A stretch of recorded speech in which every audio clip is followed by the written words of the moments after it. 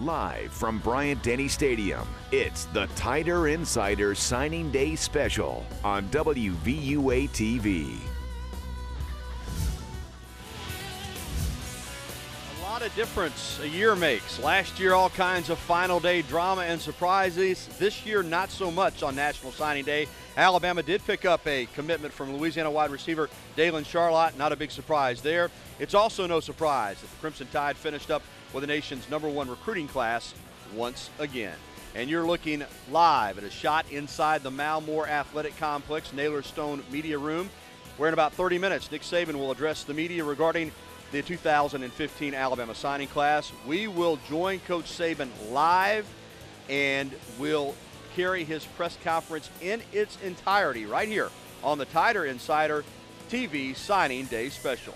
And welcome in everybody to the zone as always inside Bryant-Denny Stadium. The Red Elephant Club holding its annual signing day meeting. It's the annual Tider Insider TV Signing Day Special brought to you by Alpha Insurance and the Locker Room. The Locker Room is holding its semi-annual sidewalk sale this weekend. Great deals on Friday and Saturday outside the doors of the Locker Room. Alongside Rodney Orr from Tider Insider TV and TiderInsider.com, I'm Gary Harris. Rodney, let's get it started. In general, just another top-notch class. In fact, once again, ranked #1 by the major recruiting services. Yeah, I mean, what is it, the 4th or 5th year in a row? Again, another outstanding class. Alabama filling a lot of needs, certainly. You know, in this class, you look on the offensive side of the ball, they got 2 really good receivers in Calvin Ridley and Dalen Charlotte, and also an outstanding core of offensive linemen. Got a big-time quarterback, obviously, in Blake Barnett. You look on the defensive side, they got some really big, strong, physical defensive linemen in junior college player Jonathan Taylor and Deron Payne, perhaps the #1 player in the state. They got a couple of outstanding cornerbacks in Fitzpatrick and Sheffield. And then also, you look at the safety spot, Gary, where they really had some needs. They did really there with guys like Ronnie Harrison, Deontay Thompson, Sean Burgess-Becker. You know, one of the advantages of having the best program in the country and 4 straight #1 ranked recruiting classes is your name is out there. The visibility is high. Right now, a poll among high school seniors says that the most coveted offer is from the University of Alabama. So name recognition is high, and it's kind of unique that for the most part, maybe other than a tweak here and there, this Alabama recruiting class has been wrapped up for some time. It has. I mean, there really wasn't a lot of excitement today in terms of, you know, maybe somebody that's a surprise or whatever. Maybe possibly C.C. Jefferson was a guy that was kind of still on the board. But really, when you came into today, you pretty much knew what you were getting. The guy that you were really hoping for, make sure you got him in the class, was Dalen Charlotte, the wide receiver from Patterson, Louisiana. Other than that, like you said, Gary, it was pretty much done. Wasn't quite that bump at the end like Rashawn Evans last year. You know, no greater authority than Nick Saban says he doesn't pay attention to recruiting rankings, but the rest of us do. Let's take a look at where Alabama stacks up again this year according to the major recruiting services. Rivals somehow has decided, I guess, that maybe Southern California has moved ahead of Alabama, but ESPN, Scout, and 24/7 Sports, all having the Crimson Tide ranked #1 this year. Well, and I think they would have been #1 in Rivals. What happened was Rivals had some player ratings after the All-American games, and they dropped a few Alabama players down, and had that not happened, Alabama would have been #1 in their ratings as well.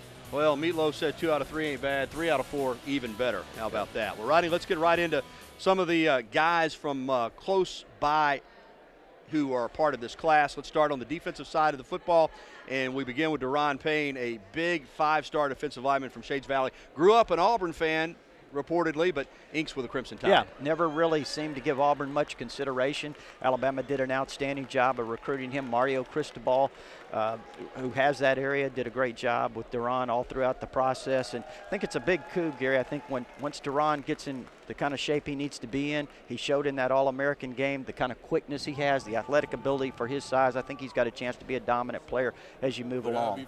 Certainly you're looking for run stoppers, but this is a guy, as you alluded to, athletic enough that he could also potentially pass the rusher from inside. Yeah, he certainly could do some of that. Rush the passer. And I think that he is again, I think as time goes on, he's developed, Gary. I think he's got a chance to be another one of those outstanding interior defensive linemen that Alabama is becoming known for. All right, you saw him put pen to paper a little bit earlier. Let's hear now from Deron Payne talking about his decision to attend the University of Alabama. I was just happy that I made my decision, and I feel like Alabama would be a great fit for me, and I'm just excited right now. I know I'm going to have to buy into the process, so I'm willing to get in and work, so it doesn't matter. I'm just ready. Hopefully I can add a little bit of pass rush and a little bit more girth in the middle. Another big guy, as we take a look at the numbers on Deron Payne, 6'2", 335, Shades Valley, chose Alabama over Auburn and had offers from all over the country. So a big pickup there, close to home, even closer to home. Another big guy that cast his lot with the Crimson Tide from Tuscaloosa Central High School, talking, of course, about Army All-American Lester Cotton, been committed for about a year, plays for Coach Dennis Conner there, who has done a great job of developing him. And this is a guy, when you look at versatility on the offensive line, Rodney, signing as a guard, but he's big enough and athletic enough to move out to tackle if he needs to. Yeah, Coach Dennis Conner over there at Central High School told me 2 years ago to keep an eye on Lester, that Coach Conner played college football at Jackson State. He has an experience playing with a lot of guys who ended up in the NFL, and he said Lester was the best offensive line prospect he had ever seen at that age. And, his versatility, Gary, is as you mentioned, is certain that's certainly a key. He has the ability to play either guard spot, could play either tackle spot if you needed him to. Probably his best position would be on the inside, but again, he does have that versatility to play on the outside. You think with him being at Central, it was a lock for Alabama, but a lot of the times these days, guys want to get away from home, but he committed to Alabama, never wavered, and in fact, became a recruiter himself. Well, and there's a good story behind that, and that is that he had grown up, was a native of Tuscaloosa, but moved away to East St. Louis, Illinois, and came back just a couple of years ago. So when he came back, he told Coach Conner the first thing he said was, my dream is to play for the University of Alabama, and he's made it come true. All right, let's hear now from Lester Cotton and what he has to say about joining Alabama. The first thing I'm looking forward to when I get to the University of Alabama is getting in the weight room quick as possible, learning to scheme with Coach Cochran, getting in the classroom with the teachers, learning my way around the campus. I'm gonna try to go in, try to be a leader while I can. I'm gonna try to get stronger, try to get better as I go. Learning from Coach Cristobal, I feel like he'll teach me real well. What did you think of that houndstooth bow tie, the matching hat right there? We need one of those. That's what I was just thinking. We'll have to get Angie Hughes to pick us up a couple one there. All right. We got a lot more to come here on the special signing day edition of Tider Insider, our annual special from the Zone inside Bryant-Denny Stadium Red Elephant Club recruiting meeting, including more interviews with Crimson Tide signees, some specific position breakdowns, and more. Next, we're going to talk to some offensive firepower. We're going to talk about them, talk with them. You know what? Lane Kiffin made a major impact on the field and also in recruiting. We'll discuss who makes an impact this year, potentially as freshmen, on that side of the ball. And we're waiting on Nick Saban to step up to the podium and address the media at the Malmore Athletic Complex. When he does, we'll bring it to you live. Stay with us. Tider Insider Signing Day Special rolls on from the Zone at Bryant-Denny Stadium right after this. You're watching the Tider Insider Signing Day Special on WVUA TV.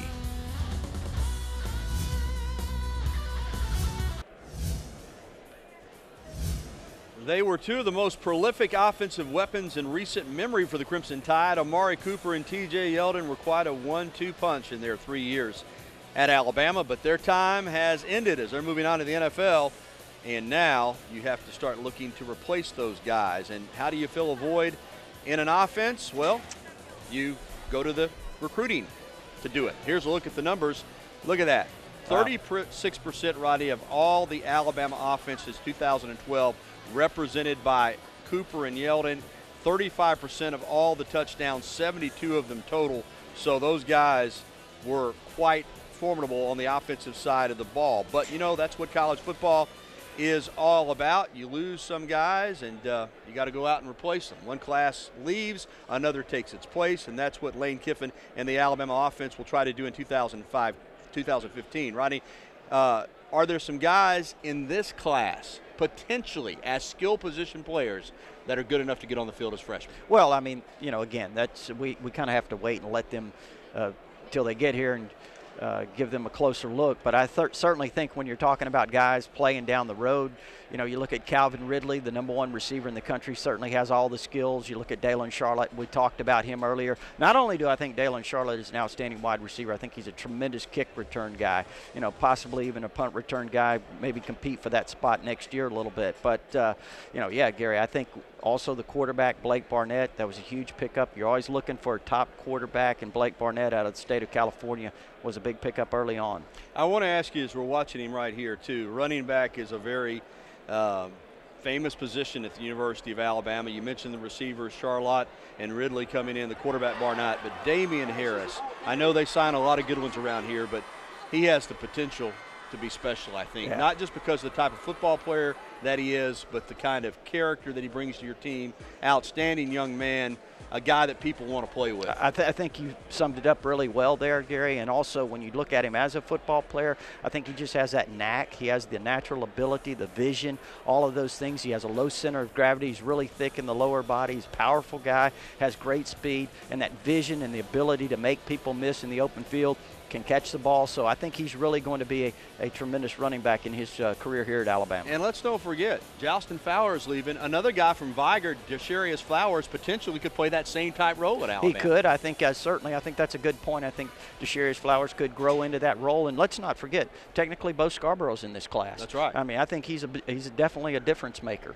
So you're talking about Damian Harris and Bo Scarborough in the same class. I think that's two really good 1-2 punch. And Hale Hinch is the tight end out of Missouri. A very gifted pass catcher. Yeah, probably more of an H-back type guy right now, but I think as he gets bigger and stronger, he's going to be certainly a guy that can block. And, you know, he was a very athletic tight end. He's an outstanding basketball player in high school, plays for one of the best high school basketball teams in the state of Missouri. So he's a tremendous athlete. We talked a lot about Harris. Let's take a look at the numbers, and this will give you an example of what kind of football player he is. As a senior, he missed a lot of time because of injury. Still, though, he averaged 15 yards per carry. You see the rankings in terms of what Rivals sees him as #1 running back in the country.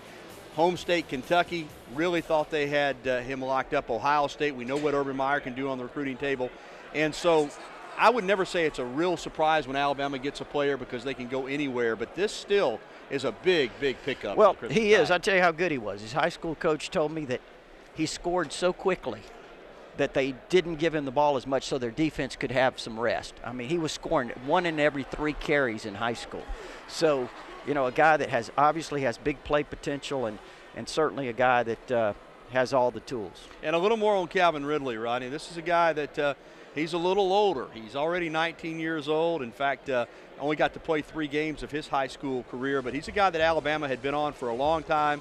And there are some that think, you know, you lose Amari Cooper, but there's some that feel he's the best high school wide receiver in the country. Playmaker, Gary. There's no doubt about it. Again, you're talking about a guy that has a knack and understands what he's doing as a wide receiver. This guy certainly does. A lot of athletic ability. Look at him going up there to get the football. Great hands.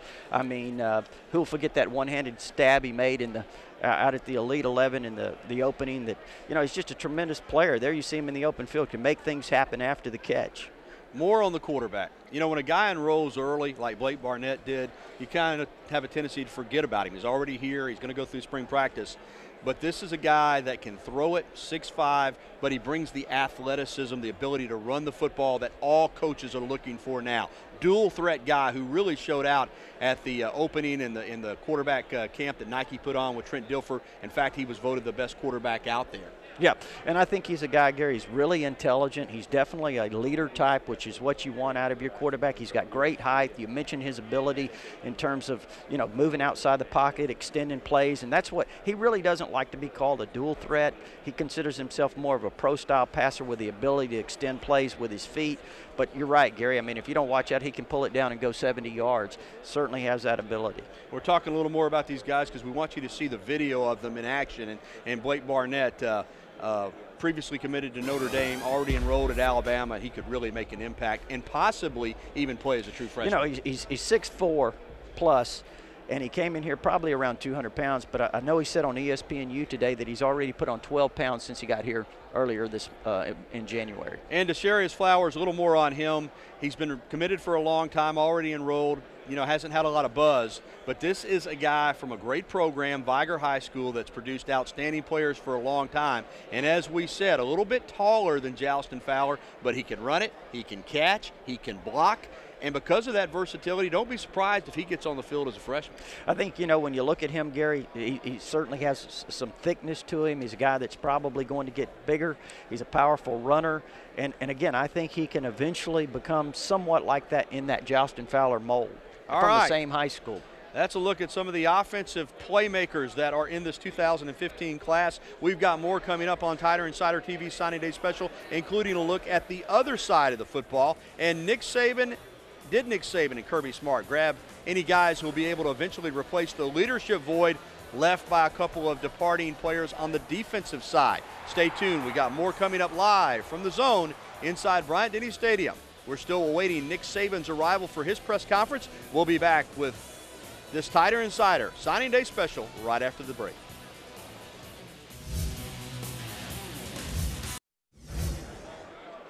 Well, just like the offense, the Alabama defense will have to replace a big chunk of leadership and tackles. That includes All-American safety Landon Collins and the quarterback of the defense, linebacker Trey DePriest. Both those guys are leaving, so who will be able to step up and fill their shoes? Here's a look at what the Tide will be missing in terms of production from those two players. Look at that. 189 total tackles, 10 pass breakups, and Landon Collins also had 3 interceptions. You know, they don't grow great players on trees, but if they do it, Alabama and Nick Saban will probably be shaking them out of those trees. He can find them. But those are two more guys that played a lot as freshmen, Rodney. We've seen it here at Alabama throughout the Nick Saban era in Tuscaloosa. Guys like that will usually get on the field early as special teams players first, and then on the field as a defense. But a very talented guy who might see some action early on is Adonis Thompson, a linebacker out of Georgia. Maybe needs to put on a little weight, but certainly in terms of special teams, he's athletic, he can run, and a good-looking player. Yeah, Adonis Thomas is really athletic, Gary. Certainly he was originally committed to Florida in a heated recruiting battle early on against Alabama. Then when Will Muschamp was fired, Adonis Thomas flipped over to Alabama. And, you know, again, he's got the ability to move sideline to sideline. Gary can play inside or outside, really. So it'll be interesting to see, you know, where he fits in eventually. So Florida's loss is Alabama's gain. Let's hear now from Adonis Thomas on signing day. Just me being comfortable with the coaches and the position I'm going to play down there. My mom feeling comfortable with me going away from home. So it's like a second home to me, basically. So I'm comfortable down there. Oh, yeah, most definitely. You know, like everybody think Alabama is deep at every position, and that's not really not the case down there. It's a good opportunity to go down there and get a little playing time as a true freshman. And I'm going to look forward to getting it if I would get in there putting in the work. All right, Rodney, let's talk about a situation that we see from time to time. Of course, Hoover High School, just up the road from Tuscaloosa, the best program arguably in the state of Alabama. In the high school ranks, produces a lot of players that go into college. Christian Bell, an outside linebacker, defensive end type, committed to Alabama last April and is going to come to Alabama and actually went ahead and attended the signing ceremony today. You see all the different athletes at Hoover that signed, but he did not sign. He is going to sit out the fall, enroll in January as a gray shirt. First of all, again, remind people exactly what a gray shirt status means. Well, a gray shirt means that he will not enter in the fall or the summer like the other members of the class. He'll sit out. He'll join the program next January and will sign with that class, which will be the class of 2016. And this is a young man, good athlete, needs to put on some weight, so he'll have extra time to put on a weight. Could be a gray shirt, meaning, as you said, that he'll enroll in January. Then it could also red shirt. So he might eventually, you know, get an extra year and a half to get prepared to play. Well, you remember Drew Davis, starting right tackle on the 2009 national championship team. That's really exactly what he did. He came out of a small school, gray shirted, then red shirted. In his sixth year out of high school, he was part of a national championship team. Now, a lot of schools came calling on Christian Bell once it was announced that he would gray shirt. He turned down full scholarship offers for this season to stick with the Tide. Let's find out why he decided to do that.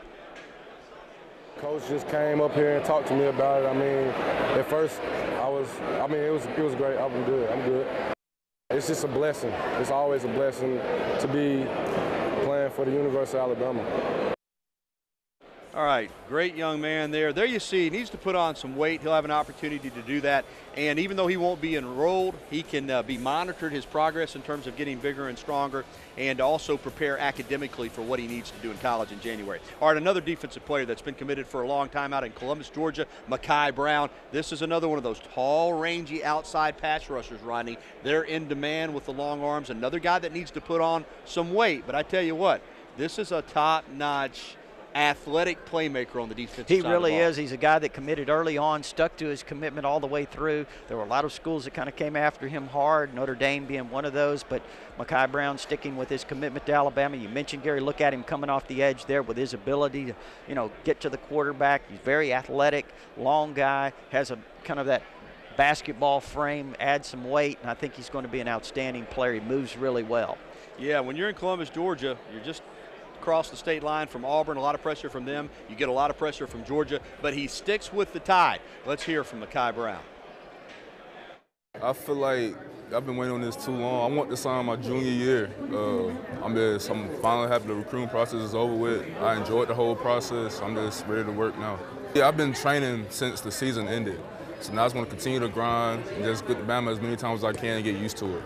I feel like it's just the tradition. I mean, once it's in your blood, you can't get it out. It's impossible. I'd say he's sold on Alabama. Another houndstooth hat. They're coming back. There you see the numbers on Brown.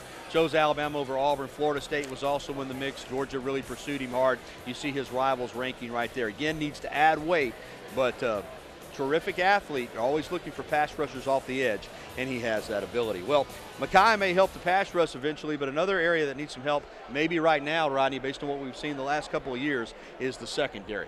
Some talented guys back there, but Alabama has given up plays, and with that in mind, again this year, they pursued secondary players from all over the country, and I'd have to think if there's a better group of defensive back signees anywhere, I don't know about it. Alabama really cleaned up in this area. Well, big year for cornerbacks. You got 2 5-stars, Kendall Sheffield out of the state of Texas and Minkah Fitzpatrick out of New Jersey. And Gary, when you're talking about going to Texas and taking one of the top elite players out of that state, Texas A&M was really made a strong push on him late, had hired John Chavis, hoped that John Chavis, his defensive coordinator, would sway him. Didn't do it. Bo Davis did an outstanding job, the assistant coach for Alabama that recruited him. He's a tremendous player. And Fitzpatrick up there in Jersey City, New Jersey. I mean, a few days ago, everybody was predicting he was going to flip to Florida State. Didn't happen. Yeah, there you see him with the ball in his hands, Gary. He's very athletic, has good speed, and as you mentioned, Florida State really pushed on him hard. There was a lot of talk throughout the process that he may flip, but he stayed steady. So you got Marlon Humphrey, who redshirted this year. You got Fitzpatrick and Sheffield coming in. Tony Brown last year. The future at cornerback looks really, really good for Alabama. Yep. All right, let's talk about some safety types. Let's begin with Sean Burgess-Becker, a guy out of Florida. Could also possibly play corner, but another guy that can really find the football. Yeah, the head coach down there at Monarch High School, Calvin Davis, told me last week, he said, listen, the thing about Sean Burgess-Becker is this. He's a really good player. He's a very good athlete, but he's a guy that just has a feel for the game. He's your typical, your prototypical type safety, guy that just has a center fielder type mentality and knows where he's supposed to be, has a great understanding of the game. And let's talk about some safety types. You got to be able to bring the wood, be hit like a truck like Landon Collins. Ronnie Harrison out of Tallahassee. He's got the size, the power, and the aggressiveness to play either safety position. Got great size. Was timed at the LSU camp this summer at 4.46. Some people think he has the ability to even play corner, but he'll be a safety on this level. Great height, and it was a tremendous athlete. Was an outstanding high school quarterback for Florida High. So, you look at him, Gary, and certainly he brings a lot of skills to the secondary, and the good thing about him is he is now in school. He enrolled early. He's going to have an opportunity to go through spring practice. And real quickly, thoughts on Deontay Thompson out of Orange, Texas. Don't want to leave him out. Yeah, no, certainly not. He's an outstanding player, one of the more highly regarded safeties in the country. He's been committed for 2 years, committed his 10th grade year and stuck with it. He's another guy that's very athletic, has the ability to, play that center field role, and, he's also an outstanding high school kick returner. And again, he's also here for spring practice, so I think that's a really big key, gives them to get those guys an opportunity to get acclimated. All right, a good-looking secondary class. Defensive line, outside linebackers taken care of. as well, and we'll talk some before we get done about the inside linebacking core too. More to come from the zone inside Bryant-Denny Stadium Red Elephant Club meeting. A lot of beef on the defensive side of the football today for Alabama, that's for sure, and also some power in the trenches in terms of the offensive line, defensive line. You got to have those big guys that can make plays, or allow the guys that can make plays to make those plays. When we come back, we'll talk about some of those guys when this Tighter Insider Signing Day Special returns live from the zone. And also we're awaiting Nick Saban's arrival inside the Naylor Stone Media Room at the Malmore Athletic Complex. Nick Saban press conference, we're going to have that for you as well. This is the annual Tighter Insider Signing Day Special. You're watching the Tighter Insider Signing Day Special on WVUA-TV. Players that we already have enrolled at mid-semester. I think one of the very good things about this class is, we didn't have a lot of drama today in terms of these guys have been committed to us for a while. They've all kind of had their signing day or whatever, or announcements, and most of them stuck to it. And that's not the way to get the most attention from the media, but that certainly speaks highly of what a commitment means, and I'm really proud of the players that we got from that standpoint. When you have a recruiting class, any recruiting class, it's accumulation of, a lot of hard work from a lot of people. We have a great team here at Alabama. A lot of people contribute to helping us recruit. It starts with our assistant coaches who do a great job of finding the prospects, evaluating the prospects, making good choices and decisions about the kind of character players that we recruit. Our administration here, Dr. Witt, Dr. Bonner, they all contribute to helping us recruit. Our faculty here does a fantastic job every Saturday when we ask them to do academic interviews, and our fans who create a tremendous atmosphere, whether it's at A-Day when we have a lot of prospects there, or it's at Bryant-Denny Stadium for our the games that we have. I think all these things contribute to why players want to be a part of the program here, which is based on the fact that we want to create value for our players in terms of helping them be more successful in life for having been involved in the program. There's a lot of personal development that goes into that to make good choices and decisions, academic support to help them graduate and develop a career off the field, the coaches and the support staff helping them develop careers as football players, and our Career Development Center works hard to help them, when they graduate so they get the best opportunities in life. I think from a need standpoint, we solved some needs in this class, no doubt. It's always good to get a good quarterback prospect, which is a very important position, for any team, but especially for us. We're able to, get some quality runners at the running back position. I think the two receivers that we got are, very, very good players. We got 5 offensive linemen in this class, and, that's an area that I think that, we need to add to. We're going to be a little thin in the spring with the people that we lost, and it's going to be good to get some, new guys there that can maybe add some depth and compete, to play for us in the near future. Secondary and linebacker were the primary needs defensively, and I was pleased with the numbers and the quality of players that we got at both of those positions. Last year we got a lot of defensive linemen. We're happy with the guys that we got this year at that position, but it wasn't where we were trying to get a number of guys. I know that there's going to be a lot of talk and speculation, and everybody relates to recruiting based on how'd you get ranked. And every coach is going to stand here at this podium that coaches college football and said they're pleased and say they're pleased with the guys that they recruited. No one has a bad recruiting class, and we're certainly pleased with our guys. But predicting how a young person is going to do academically and athletically in college by giving him some rating when he's in high school is not very scientific. And we try to use science to create things that are very subjective in terms of what someone's performance is going to be, and I don't think that's really possible. It's there's no scientific way to know what the achievement of any person is going to be in anything that they try to do. It's just, not possible. We sign players that we feel that we can develop and hope that we can develop personally, academically, and athletically to be quality people, good students, and play winning football here for us. And, that's certainly the most important thing for us. And we don't want to create any expectations for players. I think what the players need to do is focus on what they need to do to develop as players and focus on what they need to do to be a complete player at their position.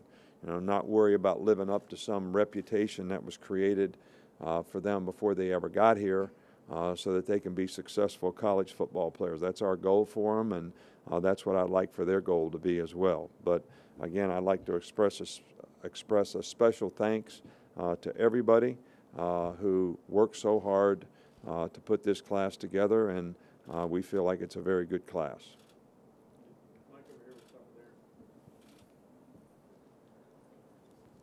Nick, can you talk to us a little bit about the process you went through with Jonathan Taylor, a guy who was accused of choking and hitting a woman in the face, and why you felt that he was able to get a third chance with Alabama? Well, this was a decision that got made by a lot of people here. It was a university decision. And, we recruited this young man out of high school, and we felt that from what we knew about him, what his high school coaches said, even what the people at the school that he was at said about him, that and where he came from in junior college, that he was the kind of guy that deserved a second chance. But with that chance, we also have stipulations of things that, he needs to do from a personal development standpoint so that he won't make any kind of mistake like this ever again. And, that's an ongoing process with him, and that's something that we continue to monitor, and he has done a very good job with.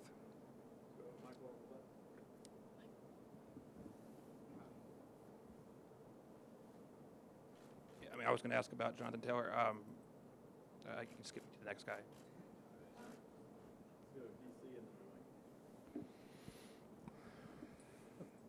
I wondered how important is it to keep not just in-state but hometown recruits, guys like Lester Cotton, in-house, and is it not as important anymore given the national recruiting, especially what you guys do? Does that take away any importance from keeping the local guys here? Well, it's we really feel like we want to do a great job of recruiting every prospect that we feel like can help our program in a 5-hour radius of, the University of Alabama, and especially when it comes to, guys that live in our state. There's a lot of competition for these guys, and but we really think that it's an important part of building our program, and it's the best way to keep continuity with a recruiting base. The relationships that we have with the coaches and having players in the program here helps get the next player. So 2 years in a row, we had Bo Scarborough a year ago, who's really here now, and Lester this year. I mean, I think it's important, and there'll be good prospects in the future that, we'll have the same feeling about.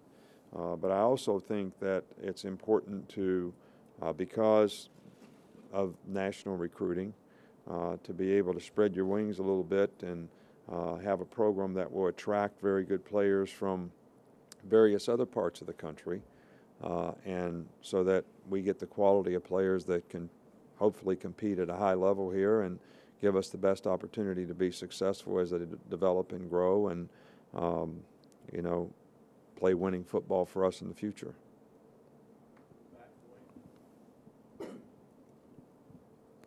Coach, wanted to ask about Kennedy, offensive lineman, just your thoughts on him and just your offensive lineman overall. Well, Brandon Kennedy, very good athlete. He's developed the size. We probably think he'll be an inside player, a center or guard for us, but he's very athletic. He's got good feet, good balance and body control, and played very well in the All-Star games. And,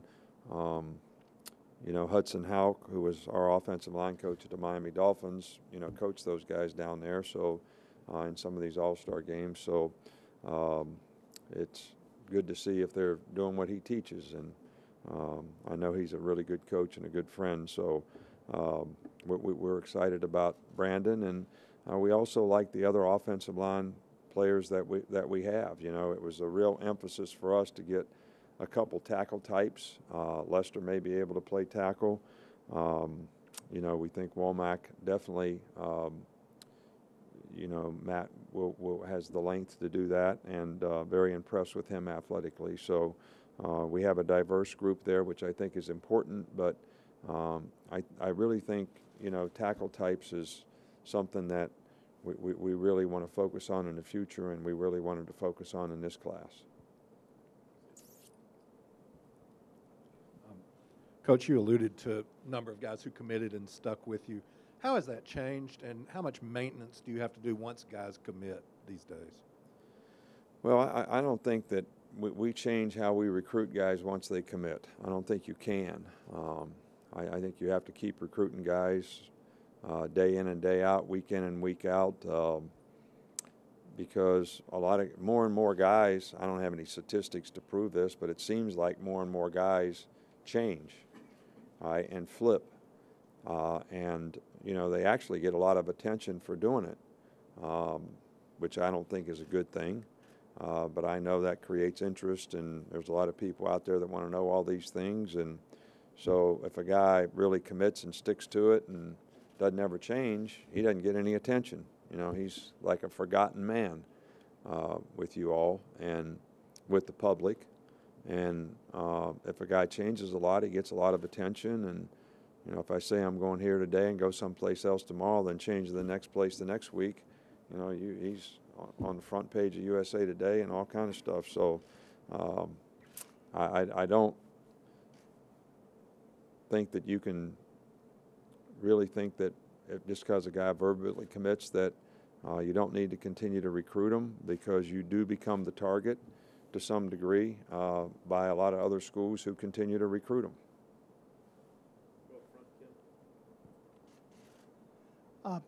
You mentioned getting Blake Barnett, quarterback. How's his transition been? You know, he's just started school a couple weeks ago. And did he have an impact on this class? You know, we heard he was helping, you know, talk up Alabama to other guys. Well, I think a lot of guys, you know, did a good job of, you know, we had however many guys we had in the All-Star game. You know, these guys develop relationships when they play in these All-Star games, and they start communicating with each other, and they have a lot of pride. And, you know, I don't know how many guys we had down there in that game. I think there was, you know, maybe 12 at the time. There may have been more that committed later in the Under Armour game. And I think we had 3 in the Army All-Star game. And I think once they do that, they really do try to sort of, you know, how can I impact the class in another way by trying to recruit another player. So, you know, if you do commit to Alabama and you know you want to come to that school, you know, the thing that endears your future the most, especially if you play quarterback and you want to have a lot of good guys playing around you, it's recruit some other good guys. And, you know, I think Blake did a good job of that, but I also think there was a lot of other guys in this class that did a good job of that as well.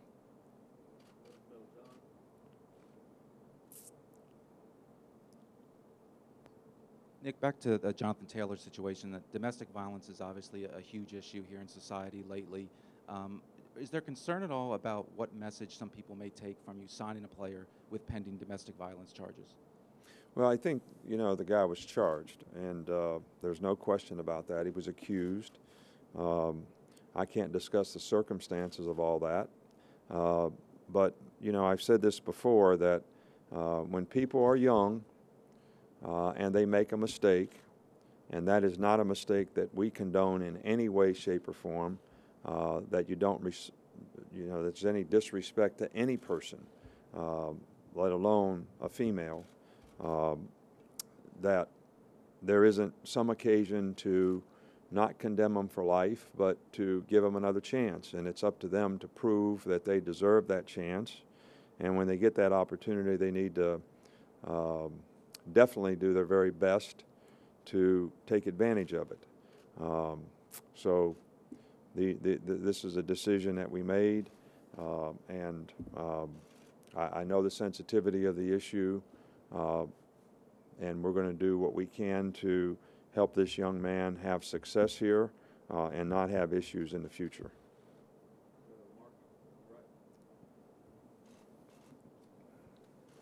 What's the strategy or thought process behind you? You guys have signed a quarterback in every class, and so what's kind of the thought behind that? And would you rule out, not starting a guy just because he's a true freshman?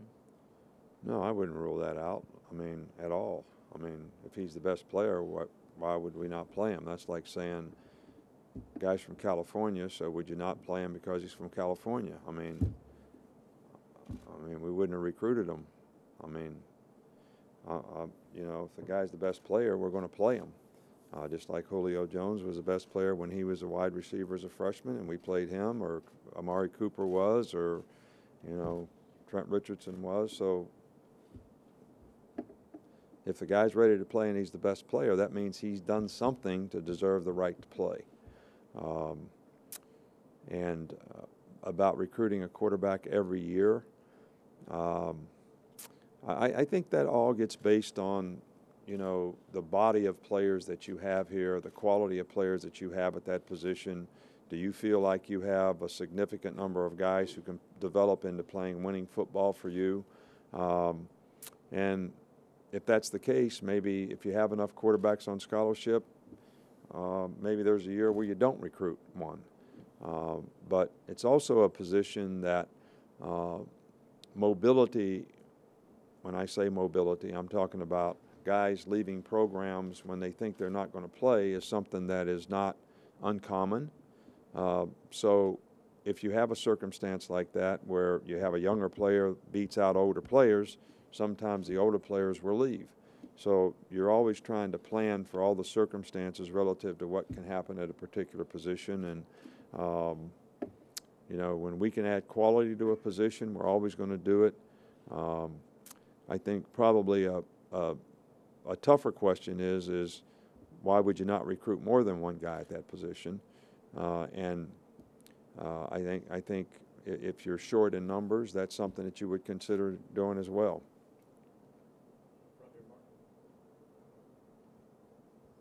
This is off topic, but one of your former assistant coaches, Dan Quinn, just recently got the head coaching job with Atlanta Falcons. What do you remember about him as a coach, and what do you think he'll do over there? Well, Dan Quinn is an outstanding coach, very bright guy, high energy, good teacher, really well liked by the players. Players really respond to him, and it's because he's a good teacher and he's a good coach, and he affects their ability to be successful, and that's what any player wants, but especially professional players. And I think he'll do an outstanding job. I mean, you couldn't do a more outstanding job than he did as a coordinator. He certainly proved what kind of leadership he has with the group that he had in Seattle the last couple of years with what they've done defensively. So we're really pleased and happy for him, and I think he'll do a great job for the Falcons. Thanks, Coach. All right, thank you, guys. As promised, whenever Nick Saban comes to the podium, even commercials have to wait. Coach holding his press conference, covering a lot of different subjects as we expected. He was asking about Jonathan Taylor. Thought he gave a great answers to those questions. You got a couple of them, and also covered this class in depth. Okay, we do need to take a break and take care of some of our sponsors. We'll be back with more of the Tider Insider Signing Day special right after this.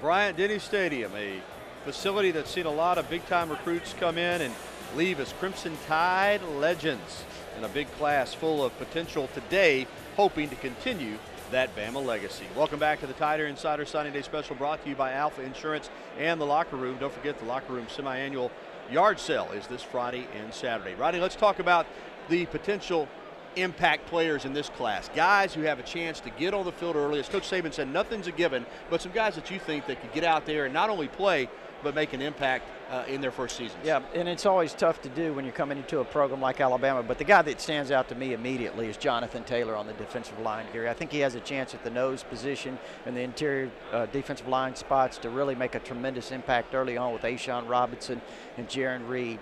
You know, you've got a lot of really athletic guys. We've talked about Calvin Ridley. I think with, you know, the departure of 3 receivers, certainly there's going to be a lot of competition there this spring among the returning players, but Calvin Ridley, Dalen Charlotte certainly are guys that I think can compete possibly for playing time. And, you know, you have a lot of really good athletes in this class. You're talking about some of the cornerbacks like Fitzpatrick, Minka Fitzpatrick, Kendall Sheffield. You look at the safeties, Ronnie Harrison, Deontay Thompson, Sean Burgess-Becker. Those type of guys I think can really make a contribution on special teams. Adonis Thomas possibly. So it's those types of athletes that you can always use on special teams. All right, indeed. A good group that could lead Alabama to some championships down the road. Here's some guys that we talked about, some that we didn't, who could make an instant impact. Ridley, Thompson, Taylor, Harrison, all guys with the physical ability and the maturity to possibly get on the field early. Well, Rodney, it's just about that time. We're going to wrap up our show. But just your final thoughts. I mean, a few years ago when Nick Saban first got here, the thought of having a top-rated recruiting class just got everybody so fired up and excited. There was so much buzz. Now I don't want to say people take it for granted, but it's kind of expected. Yeah, it really is. I mean, you know, again, you've been here and done that, but certainly, you know, you need to continue to recruit well, and it's always difficult. I think the recruiting process is becoming more and more difficult for a variety of reasons, but the Alabama staff, once again, Gary, did a fantastic job of securing a lot of early commitments, big-time commitments, holding on to those guys and doing a good job at the end. Another great year. What a day. Much more coverage of Signing Day is coming up tonight at 5, 6, and 10 on WVUA. We'll have more from Nick Saban and more from Alabama signees. You can also log on to WVUATV.com for interviews and video. But if you want more recruiting, you don't have to wait long for it. BJ Milliken and Jen Chapman join us now live from the WVUA studios. They'll take over in just a bit. Guys, we'll say goodbye from the zone. What do you have coming up?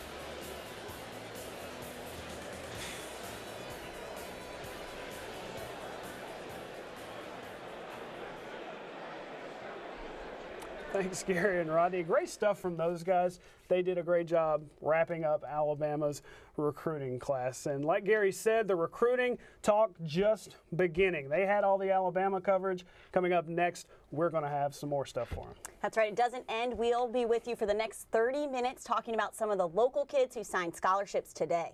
That's right. We're going to take a quick break in just a little bit, but when we come back, we're going to continue our recruiting coverage like we said.